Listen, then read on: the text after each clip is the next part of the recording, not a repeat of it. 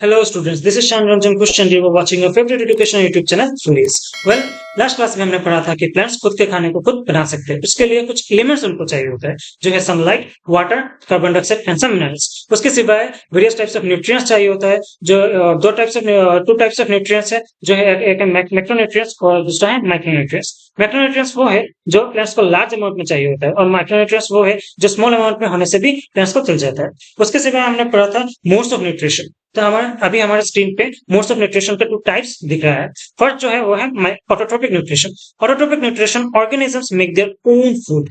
Organisms जो अपने खाने को खुद बना सकते हैं वो ऑटोट्रोपिक न्यूट्रिशन दिखाते हैं। मतलब प्लांट्स जो है वो खुद के खाने को खुद बना सकते हैं, इसलिए प्लांट्स को ऑटोट्रोफ्स भी बोलते हैं। ऑटो मीन्स सेल्फ और ट्रोफोस मीन्स नोरिशमेंट। प्लांट्स खुद के खाने को खुद बना सकते हैं, इसलिए उनको ऑटोट्रोप्स भी बोलते हैं। और ऑटोट्रोप्स जो टाइप ऑफ न्यूट्रिशन शो करते हैं वो है ऑटोट्रोपिक न्यूट्रिशन। दूसरा है हमारा heterotrophic nutrition. Heterotrophic nutrition mainly organisms depend on others for food. Mainly means हम लोग ह्यूमन बींग्स और इसके सिवाय एनिमल्स है, फंगी है, हम खुद के खाने को खुद नहीं बना सकते।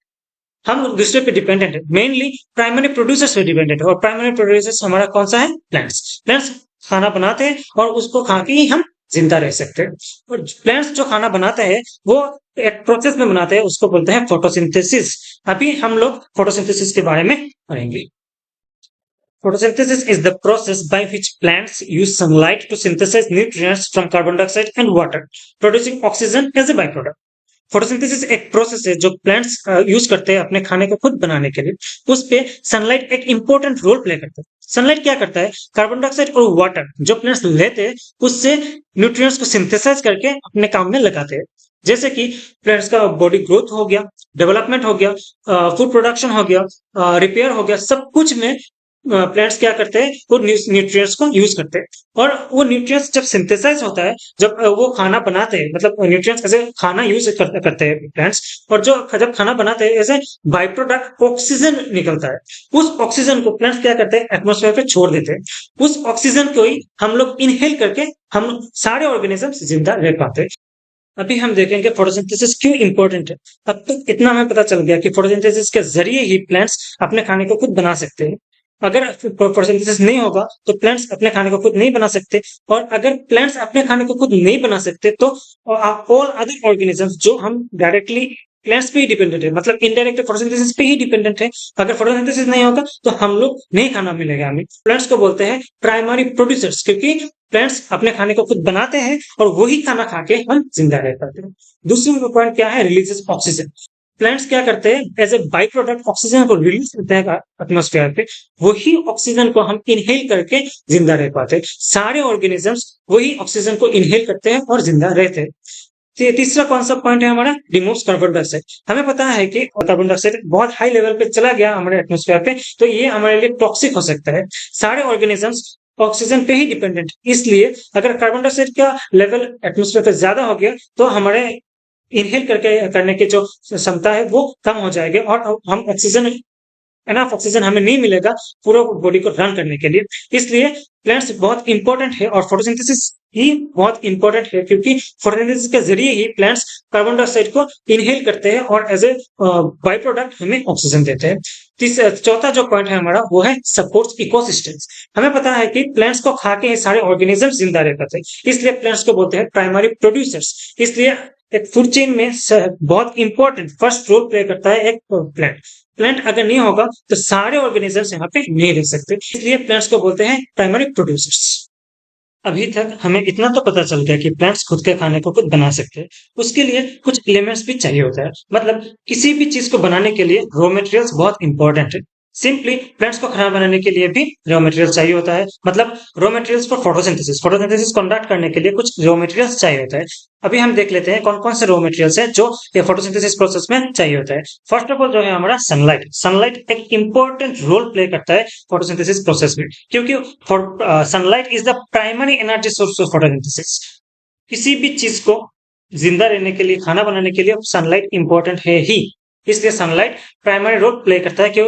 As a raw material photosynthesis के लिए। दूसरा हम देख लेते हैं water.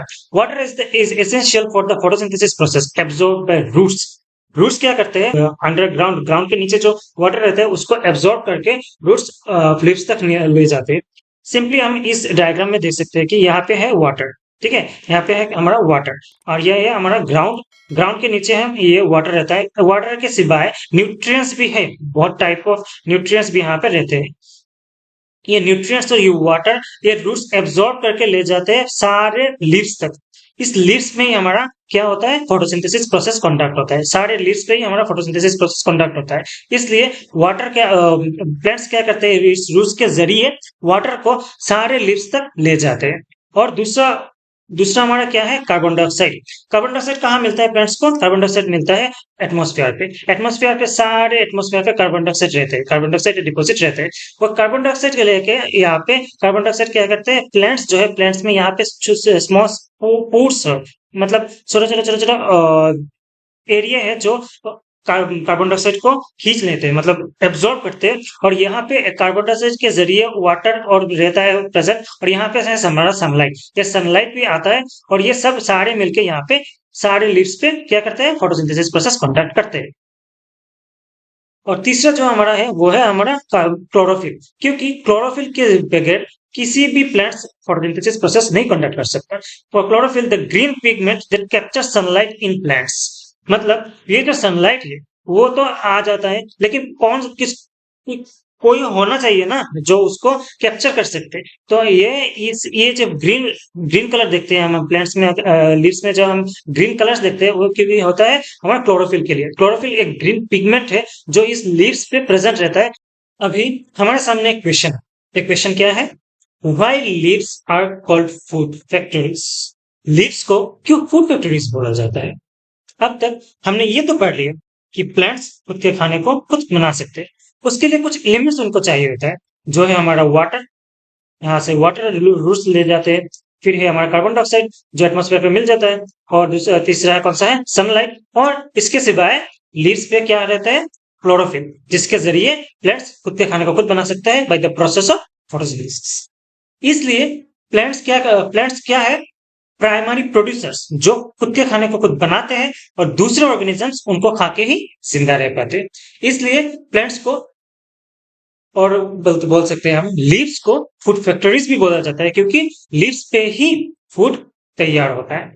Leaves are called the food factories of plants because they are the primary sites where photosynthesis occurs. Leaves क्या है, प्राइमरी साइट है जहां पे फोटोसिंथेसिस प्रोसेस कंडक्ट होता है। अभी हम हमारे स्क्रीन में ये एक डायग्राम है, इस पे हम देख सकते हैं क्या, यहाँ पे छोटे छोटे छोटे छोटे छोटे पोर्स है, ये सारे क्या है, पोर्स है। और इसको क्या बोल सकते हैं हम, स्टोमाटा, इसको बोल सकते हैं हम स्टोमाटा। तो स्टोमाटा के जरिए प्लांट्स यहाँ पे क्या रहते हैं, ये जो पिगमेंट्स है, ये पिगमेंट्स कौन सा है, क्लोरोफिल। और उसके सिवाय जो रॉ मटेरियल्स कौन कौन सा है, वाटर है, कार्बन डाइऑक्साइड है, सनलाइट है और क्लोरोफिल, सारे मिलके ही लीव्स पे फोटोसिंथेसिस प्रोसेस कंडक्ट करते हैं और उससे ही प्लांट्स को खाना मिलता है। अभी हम देखेंगे इस स्टोमाटा का क्या क्या रोल है और क्यों स्टोमाटा ऐसे दिखता है। नेक्स्ट स्लाइड में हम चले जाते हैं, यहाँ पे देख सकते हैं role of stomata and guard sales.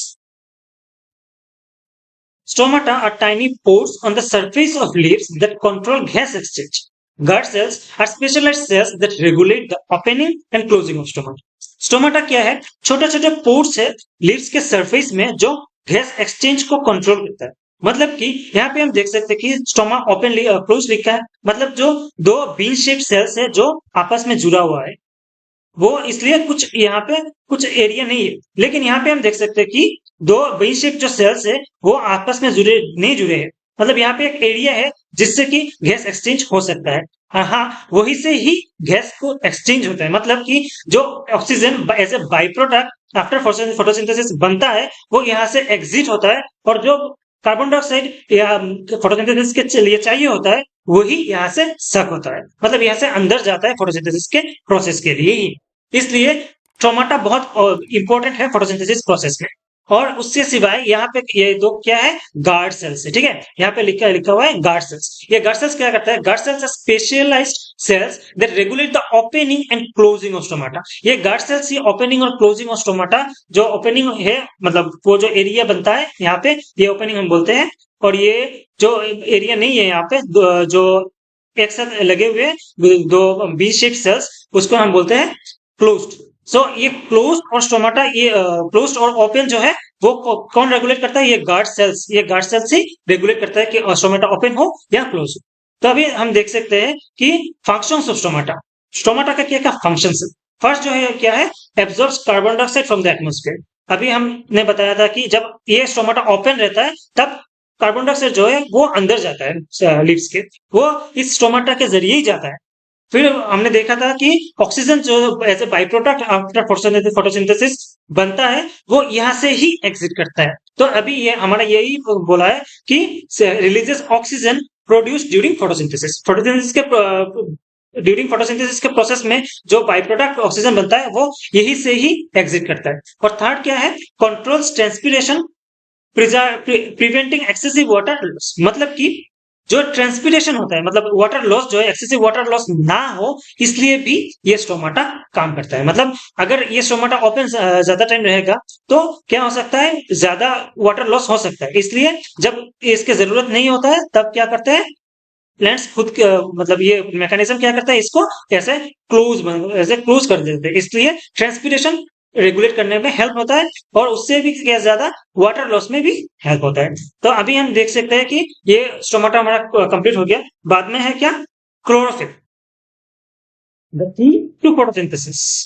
अभी तक हमने देखा है कि प्लांट्स खुद के खाने को खुद बना सकते हैं, लेकिन उसके लिए कुछ रॉ मटेरियल्स भी उनको चाहिए, जो कि है sunlight, water, carbon dioxide and उसके साथ क्लोरोफिल। तो ये क्लोरोफिल क्या है? Chlorophyll is a green pigment found in the chloroplast of plant cells that captures sunlight for photosynthesis. Chlorophyll क्या है? एक ग्रीन पिगमेंट है। एक्चुअली में जो हम लीव्स देखते हैं वो ग्रीन कलर के देखते हैं। एक्चुअली ये क्लोरोफिल की वजह से ही प्लांट लीव्स हम ग्रीन कलर के देखते हैं, क्योंकि ये क्लोरोफिल ग्रीन पिगमेंट है। मतलब पिगमेंट जो है वो ग्रीन कलर के है क्लोरोफिल, इसलिए। और वो कहाँ मिलता है हमें? क्लोरोप्लास्ट में। प्लांट सेल्स के जो क्लोरोप्लास्ट के उसके अंदर क्लोरोफिल मिलता है। और ये क्या करता है क्लोरोफिल? सनलाइट को कैप्चर करता है। एक्चुअली सनलाइट जो है वो एज ए रॉ मटेरियल हम यूज करते हैं, लेकिन प्लांट्स ये इसको यूज नहीं कर सकते डायरेक्टली। इसके लिए क्या करता है क्लोरोफिल? क्या करता है? उसको सनलाइट को कन्वर्ट करता है और कैप्चर कर लेता है उसके अंदर, और जब फोटोसिंथेसिस प्रोसेस होता है तब वो यूज करता है। और उसके लिए क्लोरोफिल बहुत ही इंपॉर्टेंट है, क्योंकि अगर क्लोरोफिल नहीं रहेगा तो सनलाइट यूज नहीं कर सकता प्लांट, और अगर सनलाइट यूज नहीं होगा तो फोटोसिंथेसिस प्रोसेस ही नहीं होगा, और अगर फोटोसिंथेसिस प्रोसेस नहीं होगा तो हमें पता है कि खाना ही नहीं बनेगा। तो इसके लिए क्लोरोफिल बहुत ही इंपॉर्टेंट पिगमेंट है। उसके बाद हम देखते हैं photosynthesis in green stems and desert plants. In desert plants, photosynthesis occurs in the stems instead of leaves due to leaf modification into spines. मतलब कि डेजर्ट प्लांट्स जो है वो क्या करते हैं? उनके स्टेम्स जो है उनको ऐसे तैयार करते हैं कि वो स्टेम्स के जरिए ही फोटोसिंथेसिस प्रोसेस को कंडक्ट कर पाते हैं, लीव्स के सिवाय।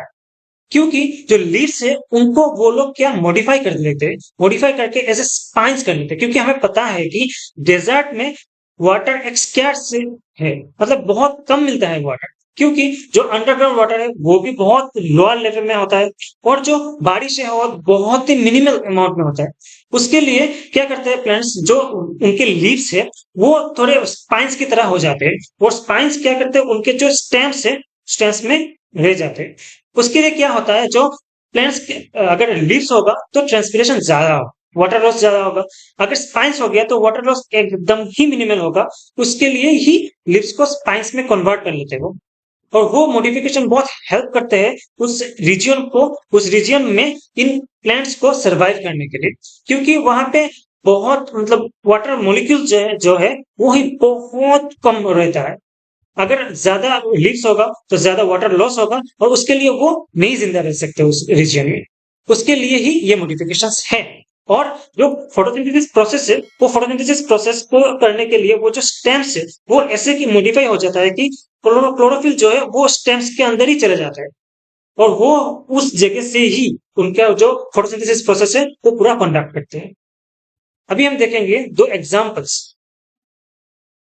डेजर्ट प्लांट्स के दो एग्जांपल्स क्या क्या है? एक है कैक्टी एंड एक है सक्यूलेंट्स। ये दो ऐसे प्लांट्स है जो क्या करते हैं क्लोरोप्लास्ट उनके जो स्टेम्स है उन पे ही क्लोरोप्लास्ट है, और उससे ही वो फोटोसिंथेसिस प्रोसेस को कंडक्ट कर पाते हैं।